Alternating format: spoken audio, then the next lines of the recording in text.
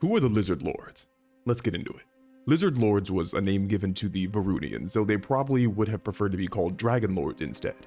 And that's because they rode grand dragons. Across the many regions of the world are grand animals. These are beasts that range from twice to 10 times as big as their regular counterparts. Here you can see an example of a grand bat, but only in the northern continent, called the Higher Lands, are there grand lizards. Long ago, a noble named Noralos Cayman became the first person to tame one of these grand lizards. Noralos was the chief banker for an ancient empire, and when that empire fell, he was able to use his vast gold and fearsome grand lizard to start conquering vulnerable lands around him. Across time, Noralos's family went on to establish and rule the Imperium of Farunia, which encompassed nearly the entire northern continent. And all of this was because of their dragons. While their mounts were essentially just big lizards at first, House Cayman had spent centuries selectively breeding them through a steady diet of different tektite crystals.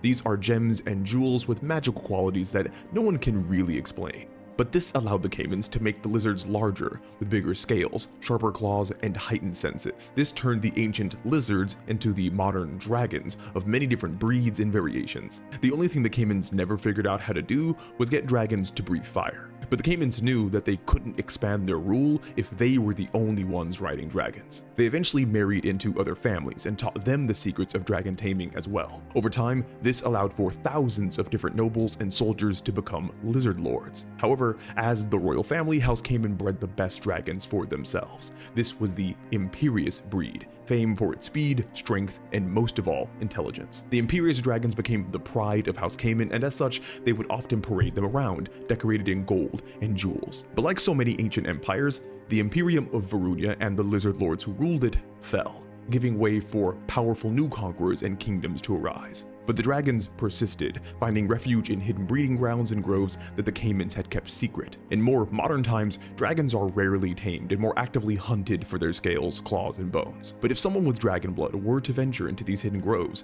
and breeding grounds, they would have the opportunity to tame a dragon of their own. And that just might tip the balance of power in the north. Dragons and their adventures are prominently featured across my fantasy series, Blood of One's Blood. So if you want to learn more about them, go to my website and check out my books. Anyway, now you know a little bit more about lizard lords. What do you want to know next?